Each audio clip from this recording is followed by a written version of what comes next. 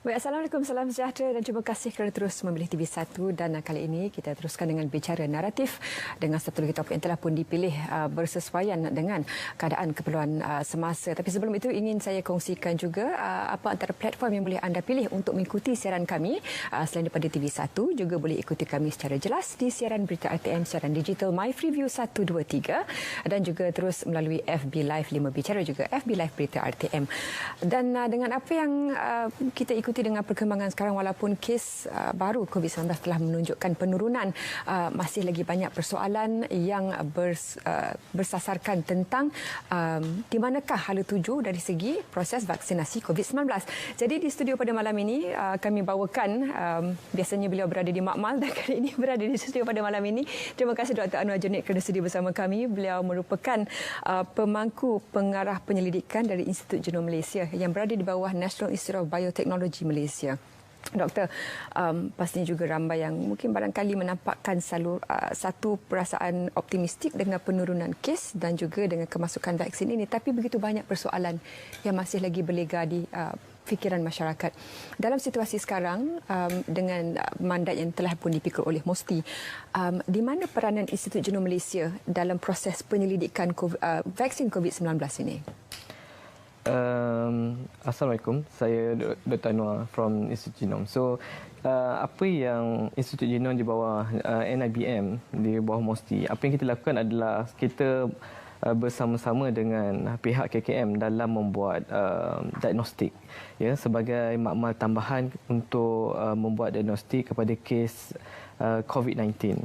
So, seperti yang kita tahu, bila kes meningkat, pasti kapasiti di KKM menjadi challenge. Ya. Jadi kita juga perlu mengetahui segera siapa yang sebenarnya positif setiap hari.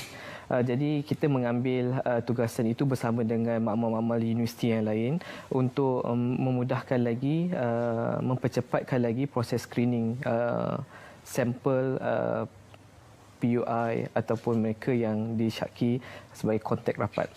Selain daripada itu, pihak kami juga menjalankan penyelidikan berkenaan baru akan bermula untuk kaedah detect COVID-19 menggunakan CRISPR teknologi di bawah Dr. Asfar and the group bersama-sama dengan IMR. Selain daripada itu, kami juga melakukan sequencing, ya, di mana penjujukan genom ini juga dilakukan oleh IMR dan di universiti juga turut melakukan penjujukan genom. So, tujuan penjujukan genom yang dilakukan ini adalah untuk seperti yang kita tahu, untuk mengesan varian ataupun mutation yang berlaku pada COVID-19 bagi memudahkan bagaimana kita nak merancang penggunaan vaksin sekarang, adakah berkesan ataupun tidak. Selepas ujian klinikal pertama diadakan, apakah hala tujunya selepas ini? Ujian klinikal, ya, pastinya dalam situasi pandemik ini, ya, ujian klinikal fasa ketiga sudah diberikan macam emergency use oleh FDA, di mana membenarkan keseluruhan masyarakat penduduk dunia untuk menggunakan vaksin yang berada di fasa ketiga berdasarkan interim report daripada ujian klinikal phase 3. So, seperti yang kita tahu, Malaysia sekarang bakal menerima vaksin Pfizer, ya, di mana menerusi interim report yang menggambarkan efikasinya, bukan menggambarkan, ini adalah satu fact di mana Pfizer punya vaksin boleh memberi efikasi up to 95%, ya. Jadi dengan kehadiran interim report ini akan memudahkan lagi contoh pihak regulatory yang terlibat dalam pharmaceutical di Malaysia, which is the NPRA, untuk mengenal pasti sama ada vaksin yang dikeluarkan oleh pihak Pfizer ini selamat, berkesan, stable untuk digunakan oleh masyarakat di Malaysia inilah. Adakah dari segi bila mana diadakan ataupun diumumkan masih lagi mencari sukarelawan untuk terlibat dalam ujian klinikal ini, bagaimana respons masyarakat? Sebab rata-rata ramai lagi memberikan persoalan tentang selamat ke, ramai juga yang masih bimbang dengan kesan samping ataupun side effects. Jadi bagaimana pemahaman ini boleh diberikan lebih lanjut kepada masyarakat? Saya rasa jikalau kita merisaukan kepada safety, sebenarnya sebelum ujian klinikal itu sampai kepada fasa ketiga, seperti mana yang sedang berlaku di Malaysia adalah antaranya ada yang tengah berlaku ujian klinikal fasa ketiga di Malaysia, di mana sebelum sampai fasa ketiga dia perlu melalui fasa pertama, which is ujian itu sudah tentunya melihat kepada safety vaksin itu sendiri sebelum dia boleh pergi ke fasa kedua yang melibatkan ratusan sukarelawan sampai ke 1000, which is jikalau sudah sampai ke tahap phase 3, kita sepatutnya sedia maklum bahawa vaksin itu selamat digunakan, tapi sejauh mana efikasi untuk menangani COVID-19 itu yang perlu dilihat sepanjang clinical trial phase 3 itu dilaksanakan. Walau bagaimanapun, ia tidaklah kita kata tiada asas bagaimana suatu vaksin itu boleh diguna pakai uji kajinya sehingga ke tahap phase 3 tadi. Sebab ia perlu menjalani ujian terlebih dahulu di dalam makmal, iaitu sangat asas. Jikalau dalam makmal itu sendiri telah memberikan data yang menunjukkan ada potensi di mana vaksin itu boleh diguna pakai, dan seterusnya akan diguna pula ujian kepada preclinical, which is on animal, on animal study. So animal study pun menunjukkan juga positif, ya, ada menunjukkan terhasilnya antibody untuk digunakan sebagai immune system dalam diri ataupun kita kata the study animal tadi itu untuk melawan virus itu. Jadi berdasarkan data-data yang diperolehi daripada lab preclinical itu dah bawa sampai kepada phase 3 tadi. Jadi apa yang saya nak tahu adalah setiap step yang diambil itu merupakan tapisan-tapisan di mana kita boleh gunakan untuk mengelak sebarang berlakunya kemudaratan kepada kesihatan manusia lah. Which is sepatutnya bila sampai phase 3 tu kita merasa macam ya ini adalah kandidat yang almost kita kata dekat. Bercakap tentang kandidat ataupun calon ataupun ialah golongan yang melalui proses vaksinasi ini, negara-negara yang kita lihat sekarang mengambil pendekatan yang berbeza. Macam di Indonesia mengambil golongan lebih muda, di Norway mengambil yang lebih berusia, dan dia memberikan satu pandangan bila mana sekiranya lebih berisiko mereka lebih perlu divaksinasi, tapi berlaku juga kesan sampingan kepada mereka yang berusia ini, ditambah lagi dengan underlying condition ataupun keadaan kesihatan yang sedia ada. Ramai yang bertanyakan mengapa tidak diberikan kepada golongan muda dahulu untuk memberikan satu sistem imuniti yang lebih kuat. Saya rasa ini menjadi pendekatan yang baik juga kalau diberi kepada yang muda, seperti mana dilaksanakan di Indonesia. Tapi walau bagaimanapun, seperti yang kita sedia maklum, majoriti pergi kepada golongan tua yang berusia. Ini adalah kerana bila peringkat usia itu telah meningkat, semestinya dia akan mengalami komplikasi jangkitan yang lebih teruk berbanding dengan golongan muda.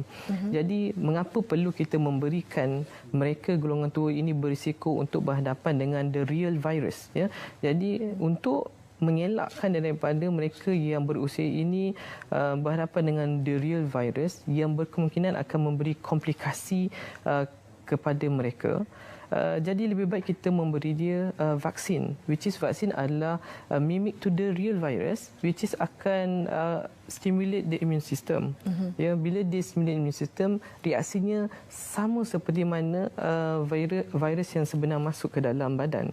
Cuma dia bukanlah virus yang hidup yang boleh propagate, ia akan become worse, yang saya kata tadi lah, memberikan komplikasi lebih teruk. Jadi ini adalah pendekatan yang saya rasa lebih selamat, kerana siapa yang mahu hilang orang tersayang pada usia yang lebih tua itu semestinya banyak ibu bapa, ya, mana kita rasa itu seharusnya kita utamakan compare dengan golongan muda yang majoritinya adalah yang sihat dan tidak mengalami sakit-sakit kronik. Dan setakat ini bagaimana mungkin terlalu awal untuk dikongsikan dari segi penemuan ataupun pemerhatian terhadap mereka yang mengalami telah pun divaksinasi dan kesan sampingan yang diambil. Ada juga pendapat mengatakan sekiranya selepas mengambil vaksinasi tersebut, mungkin dosis pertama ada kesan sampingan seperti sakit kepala dan demam dan sebagainya, menunjukkan sekiranya kita melalui simptom itu, maknanya imun sistem itu masih lagi berfungsi dengan baik. Pandangan doktor bagaimana? Menurut laporan yang disediakan oleh Pfizer itu sendiri, ada beberapa juga portal media ada juga membincangkan pasal kesan sampingan.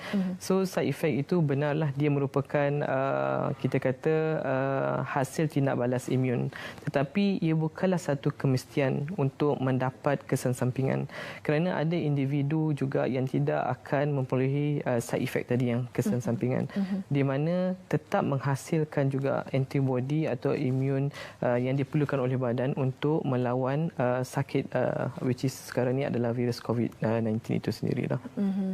Dan ramai yang juga bertanyakan sekarang dengan suasana dalam situasi yang tidak konvensional sekarang ini, semuanya dalam keadaan terdesak dan perlukan masa yang cepat.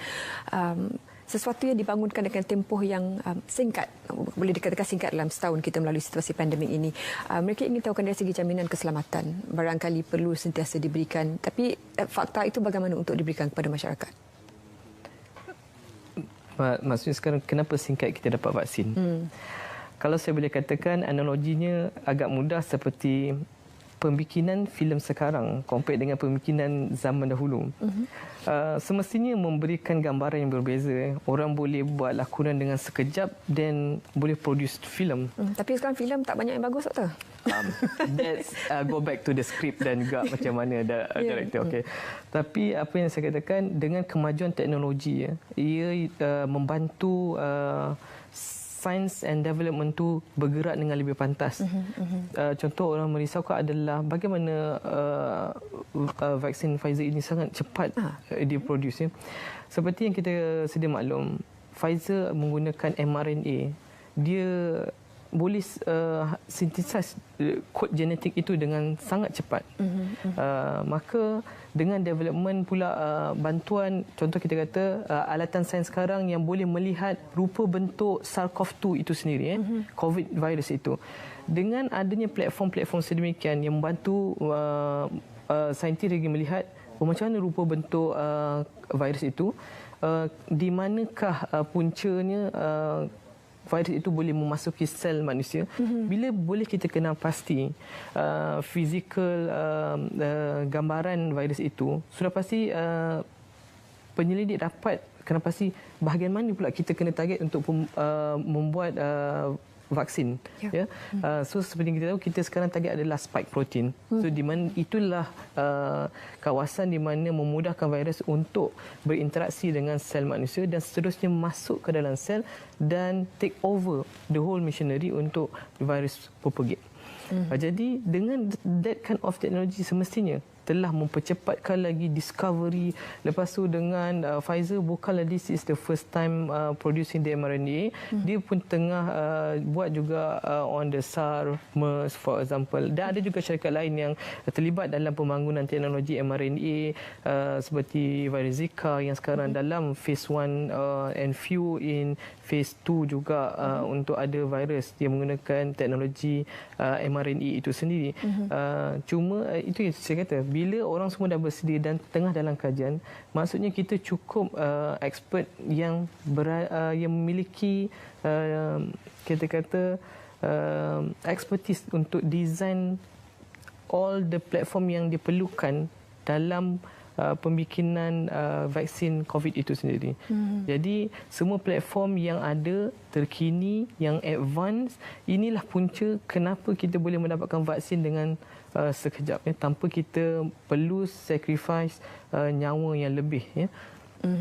Lebih tentang reka bentuk ataupun pembangunan vaksin COVID-19 ini bersama kami selepas ini. Kami juga alu-alukan soalan anda melalui laman platform Facebook kami untuk kita kongsikan bersama tetamu, dan terus menuntut kami selepas ini. Jangan ke mana-mana dalam Bicara Naratif.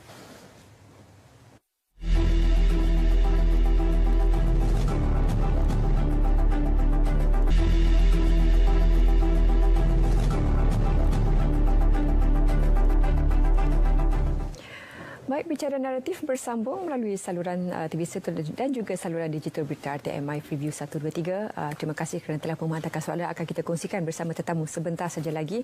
Masih lagi berbicara dengan Dr. Anwar Junid yang merupakan pemangku pengarah penyelidikan dari Institut Genom Malaysia. Doktor, dari apa yang doktor sebutkan, sedikit pengenalan di awal tentang vaksin yang dibawakan di Malaysia ini. Teknologi terbaru juga ada menyebut tentang perkembangan dari Johnson & Johnson yang hanya menggunakan satu dos sahaja berbanding dua. Mengapa begitu banyak variasi dan apakah itu bukan satu lagi opsi yang kita boleh ambil kerana ia mengurangkan lagi proses vaksinasi itu? Dalam decision kita untuk mengambil vaksin, bukanlah kita ambil kira berapa dos yang perlu diambil, tetapi kita mengambil kira adalah efikasi setiap vaksin yang dibangunkan. Contoh Johnson & Johnson, saya rasa dia adalah antara kandidat lain yang boleh diambil, kerana walaupun efikasi tidak begitu kita kata cemerlang dari segi numbernya, kalau kita boleh nampak compare dengan Pfizer. Tetapi ia sudah mencapai efikasi yang disetkan oleh WHO, di mana at least efikasi mestilah 50% untuk membolehkan ia diguna oleh rakyat. Adakah Malaysia melihat barangkali merupakan satu lagi option kerana kebergantungan untuk satu pihak saja tidak cukup untuk menampung? Definitely Malaysia tidak hanya melihat pada Pfizer. Seperti kita boleh nampak ada juga gambar layar di mana seperti yang PM umumkan. Kenapa kita perlu mengambil sebanyak mungkin option? Seperti Perdana Menteri ada banyak kali mengatakan bahawa government ingin mencapai at least 80% rakyat divaksinate. Jadi dengan program ini kita tidak boleh hanya bergantung kepada Pfizer, which is kita kata bekalan satu dunia ini sekadang berlumba-lumba untuk mendapatkan, kerana productionnya yang mengambil masa juga untuk dihantar pelbagai negara. Jadi kita quite lucky, at least kita dapat juga pada fasa pertama ini dibekalkan oleh Pfizer. Tetapi seperti yang Zaliha kata, semestinya kita mengambil kira vaksin-vaksin kandidat lain untuk memastikan tujuan kita sekarang adalah as long as vaksin itu selamat dan dia boleh membantu kita untuk mencapai at least 80% rakyat divaksinate. Itu adalah di antara objektif utama. Dengan varian baru yang ditemui dalam virus COVID-19 ini, bagaimana ia memberi kesan kepada vaksin itu sendiri? Berkenaan varian baru So bila kita kata varian baru, sebelum saya pergi ke varian baru, kadang-kadang indah juga virus ni bila kita tengok, walaupun dia sebenarnya menyakitkan. Kerana apa? Dalam komponen virus itu, bila dia masuk sel kita, so dia ada fotokopi di mana dia nak kopi dia punya gene in order to hasilkan the new virus. Jadi fotokopi mesin dia ni, untuk copy the gene tu, dia akan ada always create mutation, tapi tak sebanyak compare dengan virus yang lain. Sebab itu akan wujud juga varian. Cuma yang kita takut adalah kewujudan varian-varian yang akan menjadi challenge kepada vaksin yang sekarang tengah di-develop. Untuk menjawab soalan new variant tadi, adakah dia memberi impact kepada vaksin sekarang? Jadi apa yang perlu kita lihat adalah di manakah mutasi itu berlaku. Sebab kebanyakan vaksin adalah tertumpu kepada spike protein tadi. Bila kita dah tahu target protein di mana most of the vaccine developer buat, which is the spike protein, jadi sangatlah penting untuk kita melihat sendiri adakah varian-varian yang terhasil ini mempunyai mutasi pada bahagian kod genetik yang menghasilkan spike protein tadi. Jadi dengan kebolehan teknologi kita buat genome sequencing, which is kita boleh melihat semua kod genetik, jadi kita boleh nampak varian-varian itu di mana mutasinya. Seperti yang kita tahu, new variant contohnya B117 yang berada di UK, South Africa, mereka mendapati ada mutasi yang berlaku pada bahagian spike protein. So bila ada berlaku, kita sedia maklumlah, maksudnya sekarang kebingungan kita, adakah dia berada di situ dan melibatkan efikasi juga.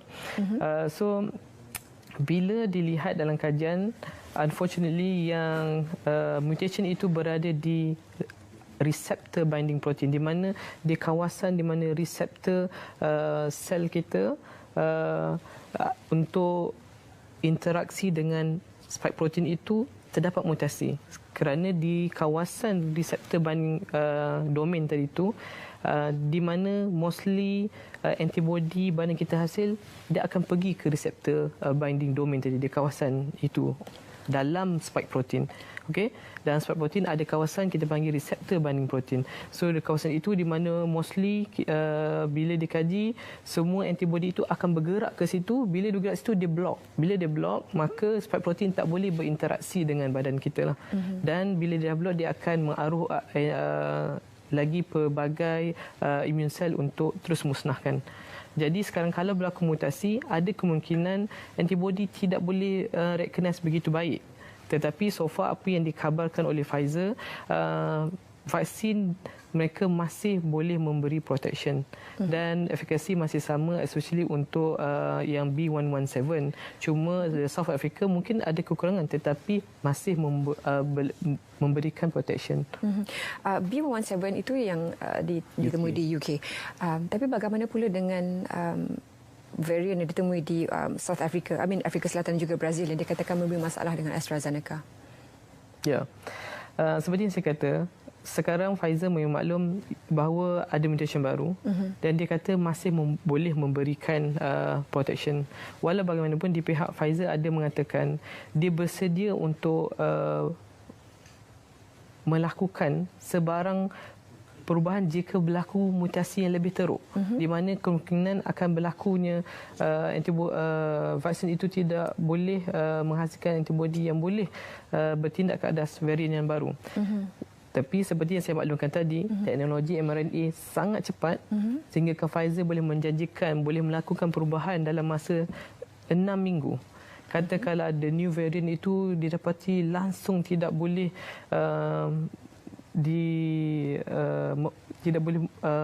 immune system sekarang tidak boleh memberi perlindungan kepada new variant, maka Pfizer bersedia untuk melakukan sebarang perubahan kepada mRNA vaksin itu dan hanya mengambil masa 6 minggu. Bila doktor sebut tentang kependekan ataupun singkatnya masa yang diambil untuk memberikan pengubahsuaian, ada juga yang bertanyakan biasanya untuk mendapatkan satu vaksin itu mengambil masa dalam 5 tahun untuk funding, approval, mencari dana, kelulusan dan sebagainya. Doktor telah sebutkan tadi, tapi COVID-19 mengelak semua proses itu. Bagaimana ini berbeza daripada situasi pandemik sebelum ini?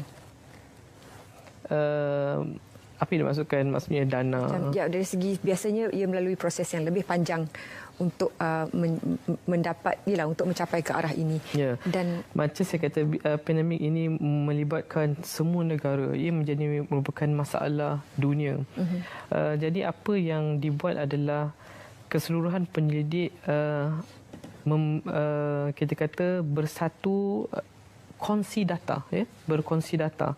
Seperti kita tahu, contohnya dia bermula dengan di mana bila Wuhan, saintis itu sendiri di China telah melakukan penunjukan dan telah share terus pasal genom data to enable other scientists from other countries untuk start now because we have the code. Please do something. Itu yang saya katakan, maksudnya sense of urgency itu sense of urgency. So dan mereka yang memiliki pula fund sanggup untuk fund any project related to COVID-19 because they know this is something that we need to work together because dia bukan masalah individu, bukan masalah negara, dia menjadi masalah dunia. Dan ini telah menjadikan semua orang bekerjasama, begitu juga saintis dan begitu juga dengan regulatory semestinya ia mempercepatkan lagi proses memperoleh vaksin baru itu. Membawa ke persekitaran dalam negara vaksin yang kita terima, bagaimana pula dari segi keberkesanan, kita sebut tentang efikasi juga keberkesanan dengan wujudnya varian yang baru ini? macam yang saya katakan tadi, keberkesanan seperti yang dilaporkan masih boleh memberi perlindungan. Maksud kita tidak perlu bimbang. What's the number? Nombor bagaimana yang apa ataupun dari segi skala berapa yang dilihat untuk mengetahui keberkesanan Untuk mengetahui, Pfizer tidak lagi mengeluarkan number lagi ya. Tapi dia memberi kenyataan masih boleh memberi perlindungan. Cuma ini mungkin boleh kita ambil kira adalah bagaimana dia melakukan, maksudnya kemungkinan dilakukan bagaimana boleh memberi perlindungan adalah bila seseorang itu mendapat ataupun kita kata dengan new variant, kita dapat informasi sekuen ya, daripada genomic data tadi kan. New, so kita dah tahu what kind of amino acid yang dia dah tukar the code. So bila kita mengetahui kod tadi tukar, apa yang mereka buat di lab sekarang adalah dia menggunakan virus yang mimik to COVID-19, so ditukar according to the new variant punya code. So dan variant yang dibuat di lab itu bukanlah infectious compared dengan apa the real SARS-CoV. So dengan kehadiran virus itu sekarang diuji dengan COVID-19 punya vaccines. So dia telah menghasilkan imun telah respon pada vaksin COVID. So dia ambil antibody daripada patient, so dia try to reactkan antibody yang hasil vaksinasi tadi itu terhadap virus yang kita kata tadi mimic to the variant yang baru ya.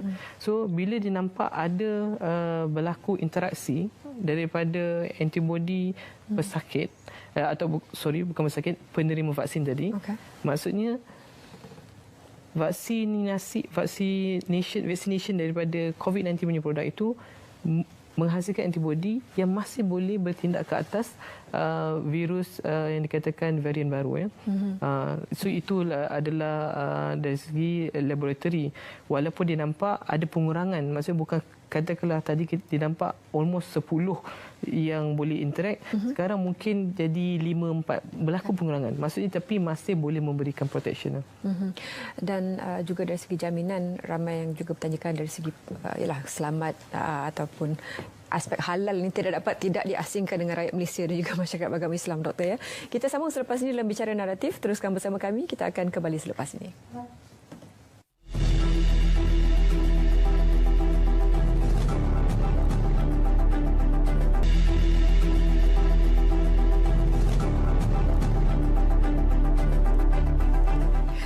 Baik, terima kasih kerana terus bersama kami dalam Bicara Naratif dan segala aspek berkaitan dengan pembangunan vaksin COVID-19 telah kami bicarakan dan kita akan sambung lagi selepas untuk segmen ini bersama Dr. Anwar Junid yang merupakan pemangku pengarah penyelidikan dari Institut Genom Malaysia. Doktor, kalau di awal tadi sebelum kita berehat seketika kita bagikan sedikit aspek halal ini merupakan satu isu yang penting terutamanya bagi mereka yang beragama Islam. Bagaimana kerisauan ini dapat diperjelaskan dan apakah option ataupun pilihan yang kita ada untuk memberikan lebih jaminan kepada masyarakat yang barangkali melibatkan hubungan dengan negara luar juga? Ya, saya rasa dari segi aspek halal seperti saya pernah melihat proses ini juga ada mention ya, dan ini adalah fact juga di mana vaksin mRNA ini adalah vaksin yang paling simple dibangunkan ya. Jadi komposisi dalam vaksin itu sendiri sangatlah kurang compare dengan kalau kita nak ambil platform-platform yang lain. Sebab ini hanya memerlukan the mRNA. Jadi the dominant komponen dalam vaksin mRNA ini sebenarnya adalah water. Water, lepas tu mRNA itu sendiri dan buffer dan lipid ya, di mana berdasarkan komponen yang saya cakap tadi kita melihat betapa suci lah vaksin ni. Tapi jikalau kita mahu memastikan terperinci dengan betul, it's about time untuk mungkin kerjasama bersama negara-negara Islam perlu dilaksanakan bagi melihat aspek halal yang from the beginning, what kind of material source yang dia akan gunakan, every single thing. Because seperti kita tahu, untuk penggunaan vaksin sampai ke ujian klinikal itu memerlukan kos yang besar. Ya. Jadi kalau nak kata kita sahaja tertumpu kepada pembuatan vaksin itu, saya lebih melihat di mana keperluan kita sekarang. Ya. Malaysia adakah nak tumpu terus kepada penyelidikan yang terlalu, ataupun kita melihat dari segi semua sektor, seperti semalam kita tengok berita pun peningkatan pengangguran berlaku. So ya, itu adalah challenge kita dalam nak mengambil where should we focus now. Jadi saya nak kata teknologi mRNA ini sebenarnya option yang telah disediakan untuk memberi tahu bahawa kurang ataupun kita berkata suci lah, seperti Prof. Zali always mention macam, because it's just water, the main ingredient is the water, the rest, the active ingredient is the mRNA. So dia kandungan hanya air dan lain mRNA dan adalah buffer untuk memastikan mRNA itu sentiasa berada dalam keadaan yang perlu dia ada untuk memberi stability kepada mRNA bila di travel before kita introduce dalam badan manusia. Macam di Oxford ya, doktor mereka telah ada institut tersebut. Jadi kalau ada masalah dana ke masalah dari segi birokrasi untuk mendapat kelulusan dan sebagainya, tapi infrastruktur itu mereka telah ada. Macam di India pun memang telah ada. Bagaimana untuk kita, di mana Malaysia untuk mendapatkan infrastruktur seperti itu supaya barangkali kebergantungan itu dapat dikurangkan ataupun dihabiskan sama sekali? Ya. Saya rasa pada tahap ini apa yang saya boleh katakan, contoh di Kementerian Sains dan Teknologi, kita sekarang tengah buat kajian mengenai Malaysia vaksin roadmap. Di kajian itu akan kita teliti dengan lebih terperinci dalam setiap checkpoint chain vaksin production dari itu, from labnya, preclinicalnya, clinicalnya, sampailah kepada industri untuk produce the vaccines. Kita nak mengenal pasti di mana setiap checkpoint dalam chain tadi itu ada kekurangan yang perlu ditokok tambah, ataupun kajian ini mungkin menghasilkan satu informasi yang Malaysia tak sesuai untuk get involved dalam pembikinan vaksin di seluruh checkpoint. Mungkin ada certain checkpoint kita boleh involve, tapi tidak boleh sampai akhir itu disebabkan mungkin kos yang terlalu tinggi ataupun dengan populasi kita ni cukup ke kita invest dengan wang sebegitu banyak. Jadi itu perlu diambil kira lah. Itu sedang dilakukan oleh MOSTI dalam yang akan mengeluarkan reportnya lah dalam masa event second tahun inilah. Kita akan dapat mengetahui pastilah apa kekurangan dan bagaimana way forward, macam yang kelihatannya yang Malaysia boleh buat untuk mendapatkan vaksin yang dibuat sendiri from beginning. Dan untuk keperluan sekarang barangkali packaging lebih. Ya, itu adalah proses packaging. Seperti yang dilakukan oleh Pharma Niaga yang diumumkan sendiri oleh KKM, ada inisiatif yang di mana kita akan buat pembotolan oleh syarikat Pharma Niaga Life Science. So fill and finish, di mana itu merupakan satu langkah setapak juga ke hadapan, sebab dia memerlukan fasiliti yang kita kata level untuk pembotolan vaksin manusia, di mana kat Malaysia ni belum ada, which is Pharma Niaga Life Science sekarang telah buat investment dan melakukan pembotolan di Malaysia, dan if I'm not mistaken akan membuat pembekalan vaksin around April if I'm not mistaken. Satu soalan dari FB yang kalau boleh kita kongsikan dengan doktor, dari saudara Muhammad Rafai. Ini soalannya agak panjang sikit.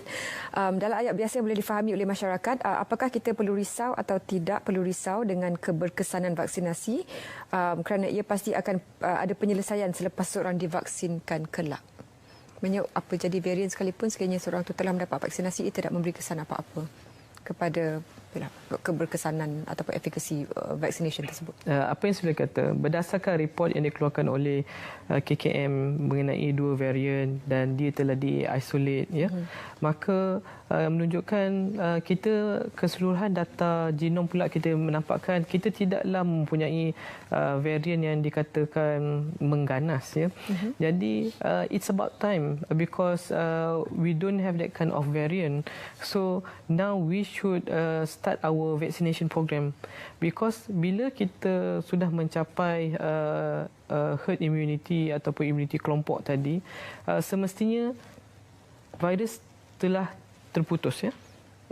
Maka bila sudah terputus jangkitan virus tidak boleh propagate ya. Dan dia tidak boleh evolve. So maksudnya kita stop. Maksud tiada lagi sakit COVID-19 sepatutnya. Bila semua komuniti telah mencapai kita kata tadi herd immunity lah. Sebab kita perlu tahu virus perlukan host. Maksudnya kalau manusia semua telah divaksinasi dan dia pun tidak boleh lagi infect other people, maka mana mungkin dia boleh evolve menjadi virus yang lebih mengganas ya. Sebab dia dah terstop, dia tidak boleh lagi menjangkiti. Itu yang kita kata always sanitize, sebab kita nak putuskan rantaian. Sebab virus dia perlu memasuki host untuk dia propagate. Kalau dia duduk atas meja ni, katakanlah dia satu unit virus, maka dia akan always maintain as satu unit. Dia tidak boleh berkembang. Dia perlukan host untuk dia terus propagate, meningkat daripada 100,000. Ya. Jadi itu yang kita kata, kalau kita boleh putuskan rantaian, maksud stoplah the spreading of the COVID-19 disease tadi. Lebih soalan tentang herd immunity ataupun immunity secara kumpulan selepas ini, bicara naratif berehat seketika dan jangan ke mana-mana. Soalan seterusnya bersama Dr. Anwar Junid selepas ini.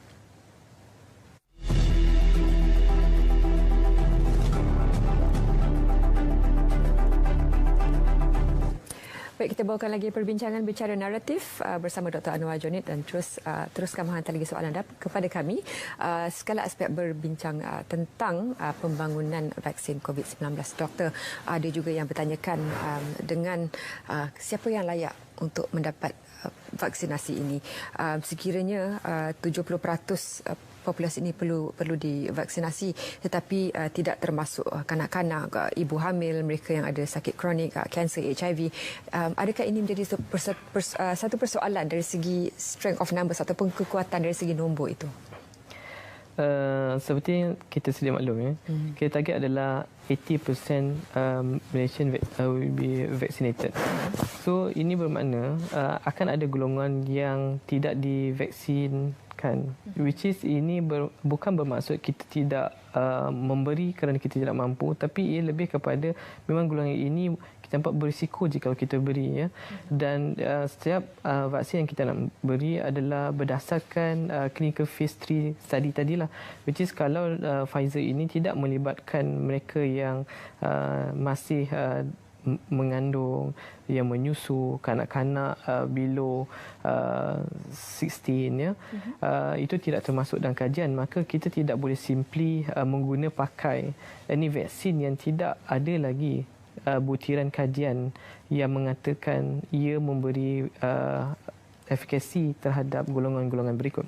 Walau bagaimanapun, kita berdasarkan 80% tadi, itulah tujuan kenapa kita kena dapat 80%. Dengan wujudnya 80%, mereka-mereka ini akan melindungi mereka-mereka yang tidak divaksin. Ya, sebab mereka ini akan menjadi, kita kata macam askar yang akan menjadi kita kata benteng kepada mereka-mereka yang fragile di tengah-tengah tadi tu.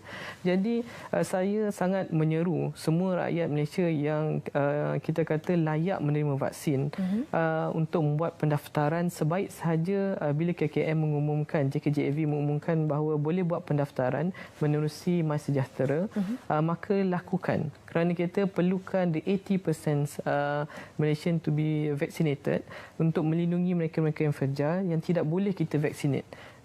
Itu pentingnya sekarang ni tanggungjawab bersama untuk melindungi semua orang, bukan kepada individu, tetapi macam tadi yang saya katakan, mereka yang pregnant tidak boleh, mereka menyusu tidak boleh, mereka yang bawah 16 tahun tidak boleh.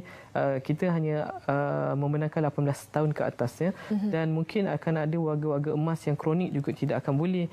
Jadi dekat situ yang kita mohon mereka yang layak daftar diri, mengikuti program vaccination untuk reducekan jangkitan COVID-19 itu terhadap mereka yang kita kata fragile tadilah, yang boleh mengalami komplikasi seandainya mendapat jangkitan. Statistik doktor bagi merupakan untuk warga Malaysia, tapi di negara kita juga ada jutaan dari segi yang documented, yang ada dokumen dan tidak ada dokumen, pekerja asing. Bagaimana ini memberi impak kepada proses vaksinasi ini? Ya. kalau kita melihat dalam ruang media ada diperbincangkan, jadi mungkin documented, undocumented. So kita akan minta antara isu yang saya lihat adalah mereka akan meminta syarikat-syarikat yang membawa pekerja-pekerja ini untuk bertanggungjawab untuk memastikan golongan-golongan ini juga terlibat. Kerana kita tidak boleh mengabaikan golongan ini sebab dia berada di Malaysia. Maka bila dia berada di Malaysia, dia adalah population yang mungkin akan menjadi pembawa kemudian hari. Jadi kita perlu memastikan bahawa perlindungan itu menyeluruh. Dia tidak boleh targeted. Maka untuk memastikan stop jangkitan, maka kita kena pastikan semua yang berada pada sesuatu kawasan itu mendapat perlindungan yang penuh.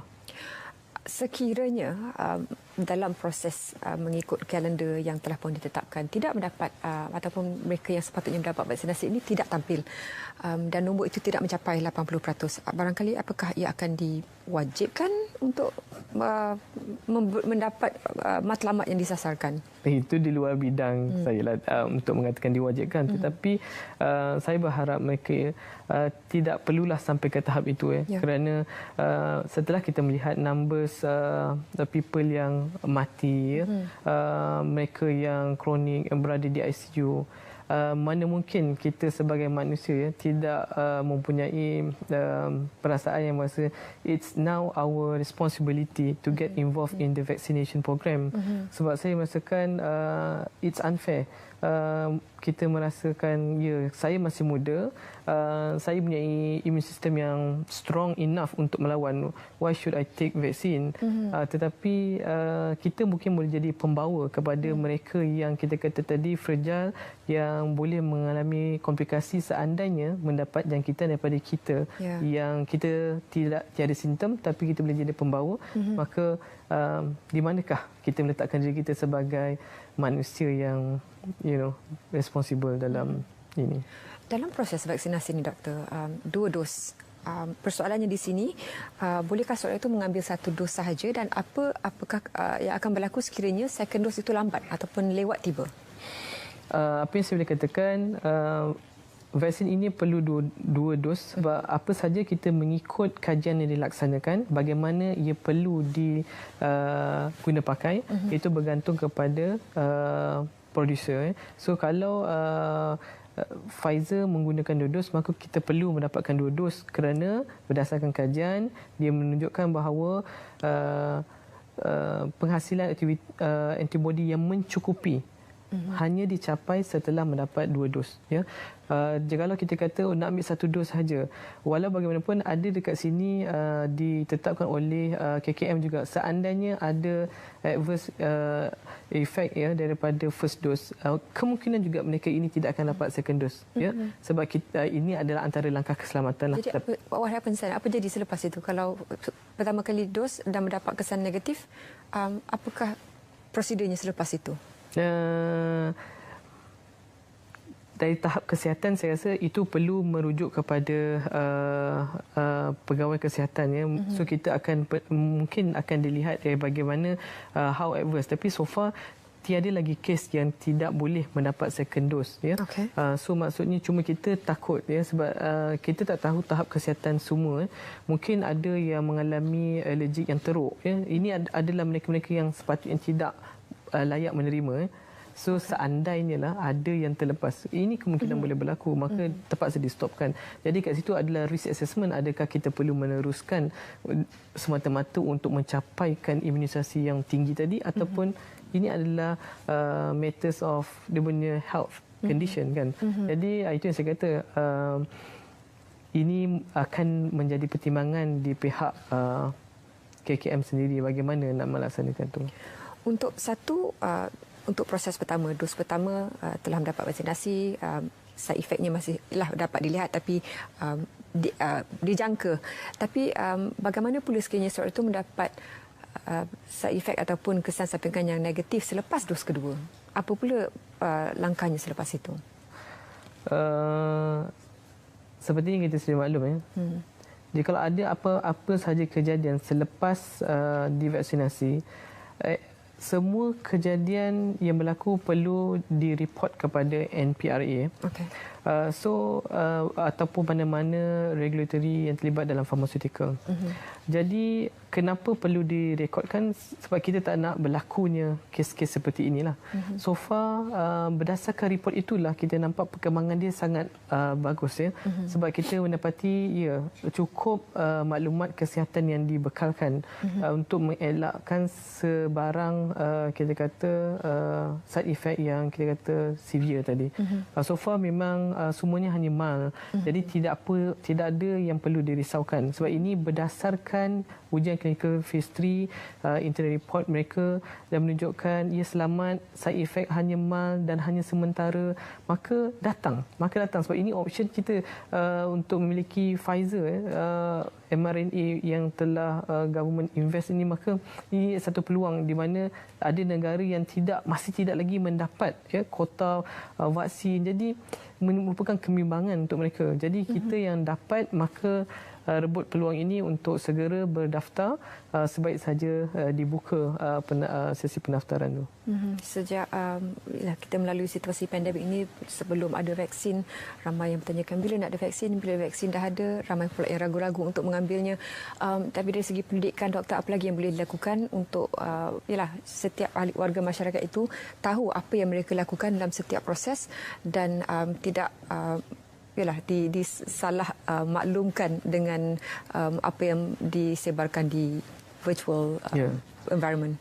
Antara yang kita boleh lakukan adalah tanggungjawab bersama untuk melihat sendiri ke portal-portal rasmi kerajaan telah tetapkan, contoh JKJAV, KKM, di mana sentiap MOSTI ada mengeluarkan semua paparan-paparan mengenai vaksin, bagaimana vaksin itu bertindak dalam meningkatkan imunisasi seseorang, bagaimana tahap keselamatannya, kesuciannya, ada juga dibincangkan pasal halal, ada ustaz yang telah menerangkan secara terperinci bagaimana kita boleh menggunakan vaksin ini. Jadi semua itu berada di portal-portal rasmi kerajaan. Jadi sila lihat, jangan menggunakan media sosial yang kita tidak tahu asal usulnya. Maksudnya kita kena ceklah kat mana source data yang digunakan. Oleh itu, untuk mengelak daripada kekeliruan ataupun maklumat palsu, sila rujuk terus kepada portal-portal rasmi kerajaan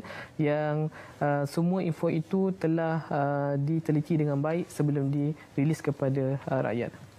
Satu lagi soalan terakhir, doktor. Ada yang juga bertanyakan apakah dengan melalui proses vaksinasi ini mereka boleh mengurangkan atau barangkali tidak perlu kuarantin langsung sekiranya cross border, merentas sempadan negara-negara bila sudah divaksinasi. Kita kena ingat seperti yang kita kata, benar bila kita sudah divaksinasi, ia memberikan kita imunisasi terhadap satu penyakit.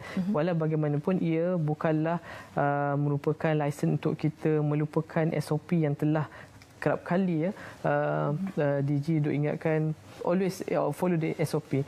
Kerana kita kena ingat, kita tak tahu lagi sebab ini adalah sakit baru, sejauh mana imunisasi itu bertahan juga merupakan kajian yang berterusan. Maka untuk sebagai langkah berhati-hati setelah divaksinasi, sila patuh SOP untuk mengekalkan tahap kesihatan rakyat Malaysia pastinya. Baik, terima kasih Dr. Anwar Junid kerana sudi bersama kami untuk siaran bicara naratif, dan terima kasih juga kepada anda yang telah mengikuti siaran kami sejak awal tadi, dan bagi pihak penerbit Nur Dahlia Nasharuddin dan semua kru bicara naratif, terima kasih kerana mengikuti siaran kami dan teruskan menonton TV1 untuk lebih banyak program hebat selepas ini. Assalamualaikum dan jumpa lagi.